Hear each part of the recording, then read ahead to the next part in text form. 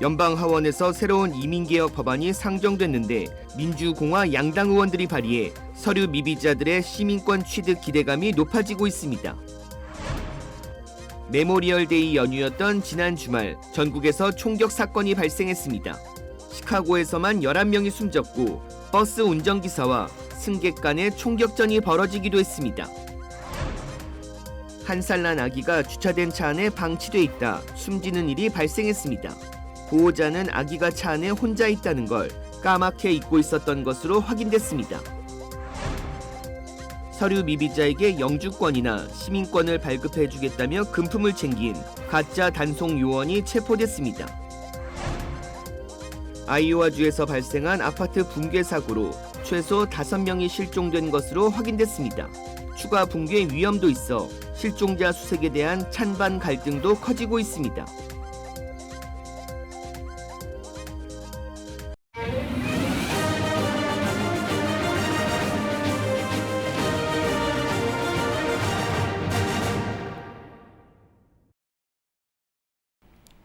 시청자 여러분 안녕하십니까? KBS 아메리카 뉴스입니다.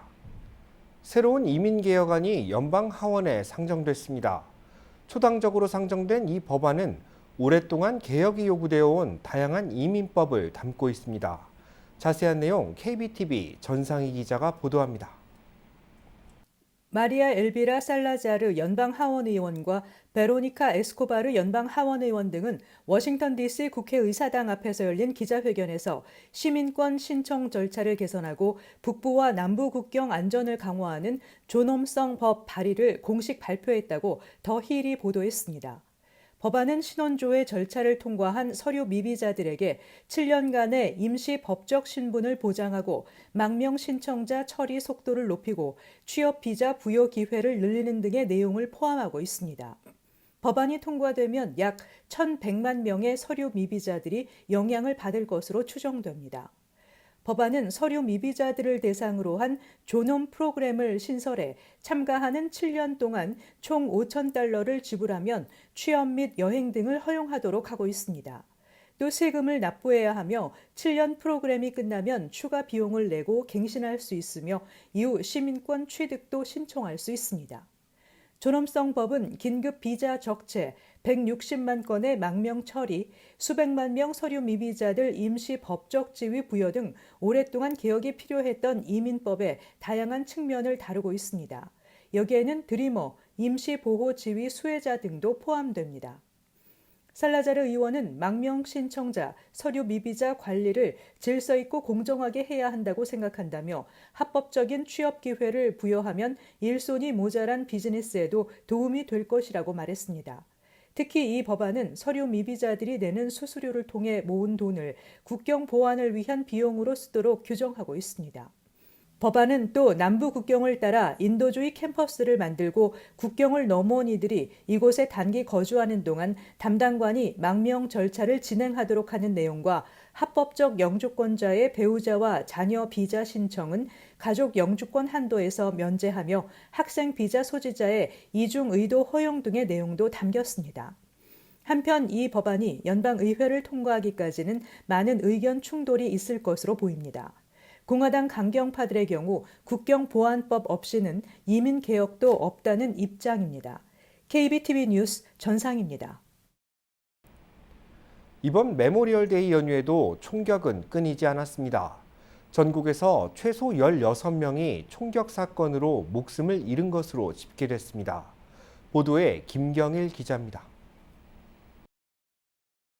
시카고 경찰은 메모리얼데이 연휴가 시작된 지난주 금요일 오후 6시부터 어제까지 도시 전역에서 총격 사건이 잇따라 발생해 최소 11명이 숨지고 2살 어린이를 포함해 최소 53명이 부상당했다고 밝혔습니다.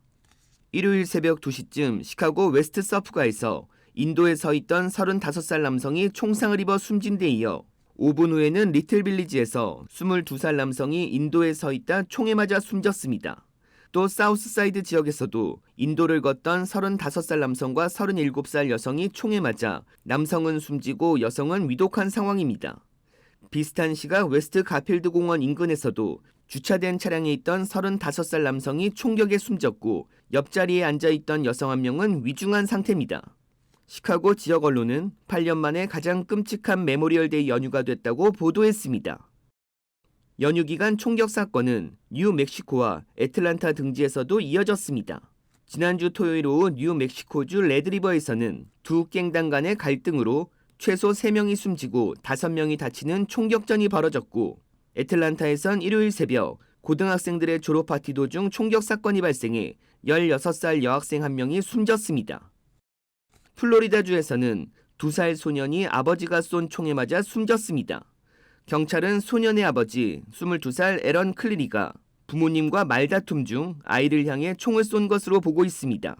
클리리는 아동학대 혐의로 오늘 기소됐습니다. 최소 8개 주에서 발생한 총기 사건으로 2살 유아부터 70대에 이르는 수십 명의 사상자가 발생한 것으로 집계되고 있습니다. KBS 뉴스 김경일입니다. 버스 안에서 운전사와 승객 간 총격이 발생했습니다. 말다툼이 원인이었습니다. 버스 운전사 바로 옆에 서 있는 한 남성이 CCTV에 포착됐습니다. 손에는 권총으로 보이는 물체가 들려져 있고 잠시 후 운전사와 승객 간의 총격으로 번집니다. 총격을 가한 남성은 버스 뒤로 기어 달아나는데 운전사는 차를 멈춰 세운 뒤 자리에서 일어나 이 남성에게 수발의 총격을 더 발사했습니다. 사건은 지난 18일 오전 11시 20분쯤 노스캐롤라이나주 샬럿 프리미엄 아울렛 인근을 지나는 버스 안에서 발생했습니다. 경찰은 승객인 오마리 샤리프 토바이어스가 정류장이 아닌 곳에서 자신을 내려달라고 요구했고, 버스 운전사 데이비드 폴라드는 정류장이 아닌 곳에서 정차할 수 없다고 맞서다 서로 간의 총격으로 번진 것으로 확인됐다고 설명했습니다. 운전사는 팔 부분에 부상을 입고 승객은 복부에 총상을 입었습니다. 버스 운송회사 측은 다른 승객들은 모두 무사한 것으로 확인됐으며 운전사는 근무 중 무기 소지가 안 된다는 규정을 위반해 해고됐다고 밝혔습니다. 샬럿 맥클렌버그 경찰국은 총격을 가한 승객은 근거리에서 총기를 사용해 타인에게 부상을 입힌 혐의로 기소됐다고 전했습니다. 차 안에 9시간 동안 방치된 1살 난 아기가 결국 사망했습니다. 워싱턴주 퓨알럽 경찰국은 지난 24일 병원 주차장에 주차된 차량에서 1살짜리 아기가 숨진 채 발견됐다고 밝혔습니다. 경찰에 따르면 이 아기는 해당 병원에 근무하는 사회복지사가 키우고 있었던 것으로 확인됐습니다. 오전 8시가 조금 넘은 시간 다른 아이들을 내려주고 출근한 사회복지사가 1살짜리 아기가 차에 타고 있다는 사실을 까맣게 잊은 겁니다. 아기가 발견된 것은 9시간이 지나버린 오후 5시쯤. 사회복지사는 아기를 급히 병원으로 옮겼지만 이미 숨을 거둔 뒤였습니다. 경찰은 차량 내부 온도가 급격히 상승하며 아기가 질식했을 가능성에 무게를 두고 수사를 펼치고 있습니다. 국내에서는 연평균 38명의 어린이들이 차 안에 방치돼 있다 목숨을 잃고 있습니다. 20대 커플이 3개월 난 유아를 살해한 뒤 숲속에 유기하는 사건이 벌어졌습니다. KBTV 김은지 기자입니다. 뉴욕시경은 브롱스 웨스트 161스트리트 메이저 디건 고속도로 옆 쓰레기가 널브러져 있는 숲의 한쪽에서 3개월 된 영유아의 차가운 시신을 발견했습니다. 이번 사건으로 아기의 아버지인 23세 데이미언 커마저가 어제 살인 혐의로 체포돼 오늘 기소됐습니다. 수사당국은 커마저가 그의 아버지, 즉 사망한 아기 제네비브의 할아버지에게 아기가 울음을 멈추지 않아 세차게 흔들었는데 아기가 죽었다며 이를 확인한 후 당황한 나머지 아기의 시신을 가방에 넣어 자신들이 거주하던 유니버시티 애비뉴 선상의 쉘터에서 몇 블록 떨어진 숲속에 버렸다고 진술했습니다. 이 같은 아들의 말을 전해 들은 아기의 할아버지는 올바른 일을 위해 직접 경찰에 전화를 걸어 이 같은 내용에 대해 진술했습니다. He told me that he shook her and he laid her down because she was screaming. And he went to sleep because he was tired. He went to sleep and wake up and she was stiff. She was cold. You know, he might don't think I did, but I think I did the right thing. 수사 당국은 지난 일요일 코마저와 아기의 모친인 20세 이바나 파올로치를 불러 신문 조사를 이어갔으며 경찰은 수시간의 현장 수색 끝에 일요일 저녁 8시경 하이브리지 인근 숲 근처에서 아기의 시신이 들어있는 가방을 찾아냈습니다. 아이를 왜 죽였냐는 기자들의 질문에 커마저는 실수였다고 짧게 답했습니다. That was my daughter. Did you shake her? 아기의 모친인 파올로치 역시 시신 은닉 및 유기, 방치, 수사 방해 등의 혐의로 기소된 상태입니다. 아기의 부친인 코마저는 루이지애나 출신으로 수차례 체포된 전적이 있으며 파올로치와는 작년 12월 뉴욕으로 이사했고 올 2월 딸 제네비브를 출산했습니다. 현재 뉴욕시경은 아기의 사망 원인을 살인으로 규정했으며 숲에 유기됐을 당시 잠깐 살아있었을 가능성 역시 열어두고 있는 상태입니다. KBTV 뉴스 김은지입니다. 서류미 비자에게 영주권과 시민권을 발급해준다며 접근해 금품을 요구한 가짜 단속 요원이 경찰에 체포됐습니다. 법무부는 연방이민국 등 정부기관 요원을 사칭한 혐의로 올해 52살의 데이빗 조지 브랜드 히미네즈를 체포했다고 밝혔습니다. 조사당국에 따르면 그는 가짜 배지를 내밀며 서류미 비자들을 안심시켰고 실존하지 않는 연방기관을 사칭했습니다. 히메네즈는 주로 남미계 불법 이민자들을 대상으로 사기 행각을 벌였는데 취업비자나 영주권, 시민권을 발급해주는 대가로 1에서 2만 달러를 요구해왔습니다. 그러나 그에게 돈을 건넨 불법 이민자들은 아무런 혜택을 받지 못한 것으로 전해졌습니다. 수사당국에 따르면 히미네즈는 추방위기에 직면한 불법 이민자의 서류를 위조해 추방 유예 명령을 받은 것처럼 꾸미기도 했으며 위조된 신분증과 여권을 건네기도 했습니다. 히미네즈는 연방공무원 사칭, 신분도용, 우편사기 등 모두 26개 혐의를 받고 있으며 유죄가 인정될 경우 최대 180년형을 받을 것으로 전망됩니다. 지난 주말 아이오와주에서 발생한 아파트 붕괴 사고에 관련한 소식입니다. 당초 인명피해가 없다는 발표와 달리 최소 5명이 실종된 것으로 확인됐습니다. 아이오와주 데븐포트시는 오늘 아파트 붕괴 사고로 최소 5명의 신원이 확인되지 않고 있다고 공식 발표했습니다. 구조당국은 이 가운데 최소 2명이 잔해에 깔려 있을 것으로 보고 실종자 수색에 나섰습니다. 앞서 시당국은 사망자와 실종자에 대한 보고가 없다면서 건물주에게 철거 명령을 내렸습니다. 그런데 주민들이 실종자가 있음에도 철거 명령을 내린 시정부를 규탄하며 당초 계획을 철회한 것으로 전해졌습니다. 데븐포트 시장은 실종자 5명 모두 사고 현장에 있을 수 있다고 보고 이들을 위한 수색 작업을 펼칠 계획이라고 발표했습니다. 하지만 붕괴된 건물이 불안정한 상태라 실종자 수색으로 더 많은 희생자를 낼 수도 있다는 의견도 나왔습니다. 모두 84개 세대로 구성된 이 아파트에는 53개 세대가 임대해 살고 있었습니다. 아직까지 사고 원인이 확인되지 않고 있는 가운데 건물 외관 보수 공사가 진행 중이었어서 붕괴와 관련 있는지 조사 중입니다. 아이오와주는 데븐포트를 재난지역으로 선포하고 피해 주민들을 위해 정부 지원금을 지급할 계획입니다. 뉴욕 증시에서 엔비디아가 시가총액 1조 달러를 돌파했습니다. 반도체 기업으로는 처음인데 인공지능, 이른바 AI 개발 열풍의 최대 수혜 기업으로 떠올랐습니다. 보도에 한보경 기자입니다. 미국 기업 엔비디아의 시가총액이 오늘 뉴욕 증시에서 장중 1조 달러를 돌파했습니다. 엔비디아는 세계 시장에서 GPU, 즉 그래픽 저장 장치와 같은 고부가 반도체를 90% 이상 공급하고 있는 반도체 기업입니다. 이 GPU가 챗 GPT와 같은 이른바 생성형 AI 기술의 필수품이 되면서 이른바 AI 열풍의 최대 수혜 기업이 됐다는 평가입니다. 엔비디아 주가는 올 들어서만 3배 가까이 폭등했습니다. 뉴욕 증시에서 시총이 1조 달러를 넘는 기업은 지금까지 애플과 마이크로소프트, 그리고 알파벳, 아마존뿐입니다. 시총 1조 달러를 돌파한 반도체 기업은 엔비디아가 처음입니다. 엔비디아는 어제 AI를 기반으로 한 슈퍼컴퓨터 등의 새 제품과 서비스도 대거 공개했습니다. AI 개발 붐에 관련 기업들 몸값이 치솟고는 있지만 AI 기술의 위험성에 대한 우려의 목소리 역시 커지고 있습니다. 국제 비영리 단체인 AI 안전센터는 성명을 통해 AI 기술은 인류의 실존을 위협할 수 있다며 이 위험성을 낮추는 일은 전염병, 핵전쟁 문제처럼 우선시돼야 한다고 국제사회에 촉구했습니다.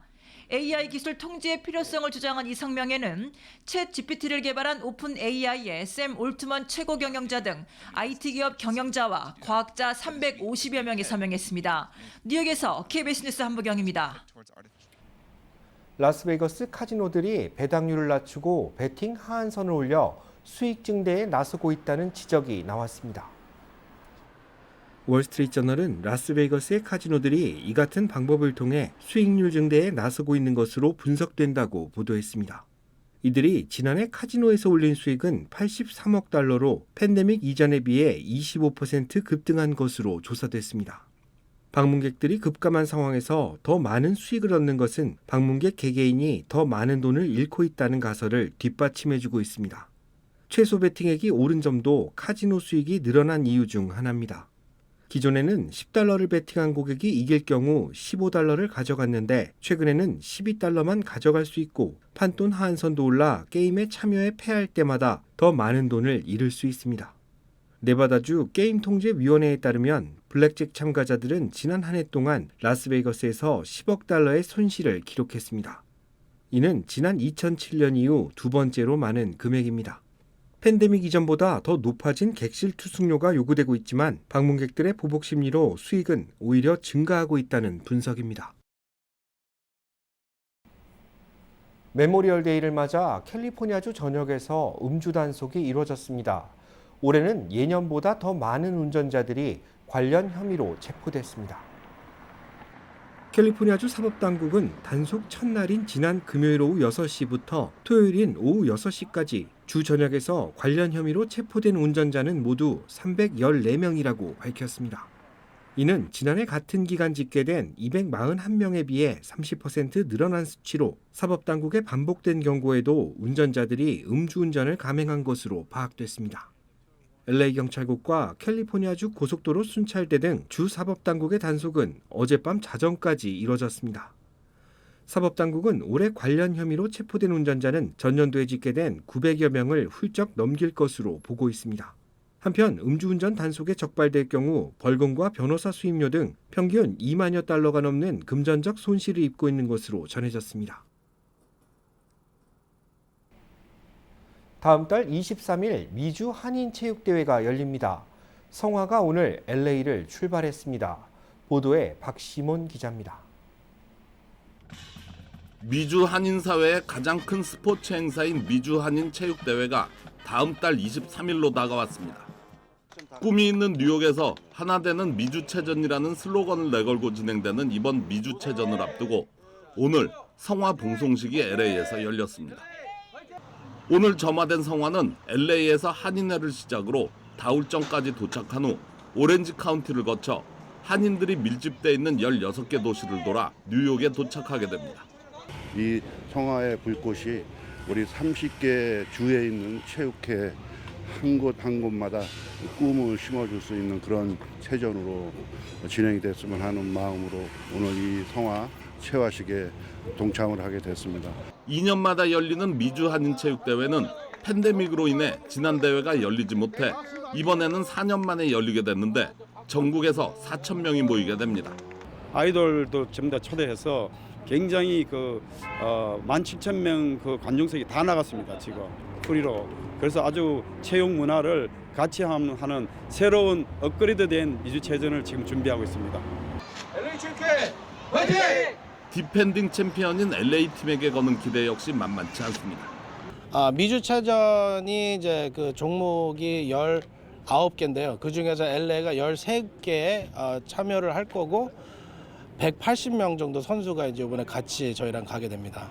LA 같은 경우에는 지금 배구팀이랑 축구팀들도 강하고 그다음에 다른 종목들도 뭐 족구나 검도 그리고 골프 이런 것들도 강하다고 저는 생각하고 있습니다. 19종목, 29개의 지역이 참가해 승부를 겨루는 이번 대회는 뉴욕 나소 스타디움에서 오는 23일에 시작해 25일까지 진행됩니다. KBS 뉴스 박시몬입니다. 메트롤링크가 여름 시즌을 맞아 주간 정기권을 판매한다고 밝혔습니다. 메트롤링크가 오늘부터 판매를 시작한 여름 시즌용 주간 정기권의 가격은 $15입니다. 이 정기권을 구매하면 월요일부터 금요일까지 메트롤링크는 물론 지하철과 경전철, 버스를 무제한으로 환승할 수 있습니다. 메트롤링크는 지난해 파일럿 프로그램으로 선보인 여름 시즌용 주간 정기권에 대한 소비자들의 호응이 높아 올해도 도입하게 됐다고 밝혔습니다. 이 정기권은 왕복 1회 가격에 일주일간 무제한 탑승이 가능하다는 이점이 있어 LA 지역 방문 여행객들에게도 인기를 끌 것으로 전망됩니다. 모스크바가 동시다발성 드론 공격을 받았습니다. 러시아가 우크라이나에 대규모 공격을 했고 우크라이나가 보복을 예고한 뒤 발생했습니다. 조빈나 기자입니다. 한국 교민들도 거주하는 모스크바의 신도시 지역. 아파트 창문이 깨지고 외벽도 검게 그을렸습니다. 4:15, 4:30. Очень сильный хлопок, даже взрыв. аж, не знаю, подскочили с супругой. 현지 시각 어제 오전 모스크바 서부와 남서부 지역에 동시다발 드론 공격이 이루어졌습니다. 아파트 건물이 일부 손상되고 2명이 치료를 받았습니다. 러시아 국방부는 공격한 드론은 8대로 방공망과 전자전을 통해 모두 격추했다고 발표했습니다. 이달 초 크렘린궁이 드론 공격을 받았지만 민간인 거주 지역에서 드론 피해가 발생한 건 이번이 처음입니다. 러시아는 배후로 우크라이나를 지목했습니다. 푸틴 대통령은 최근 러시아가 우크라이나 군 정보기관 본부를 공격했고 우크라이나가 이에 대응한 거라며 시민을 위협한 테러라고 규정했습니다. 그러면서 러시아가 뭘 할 수 있을지 두고 보라고 경고했습니다.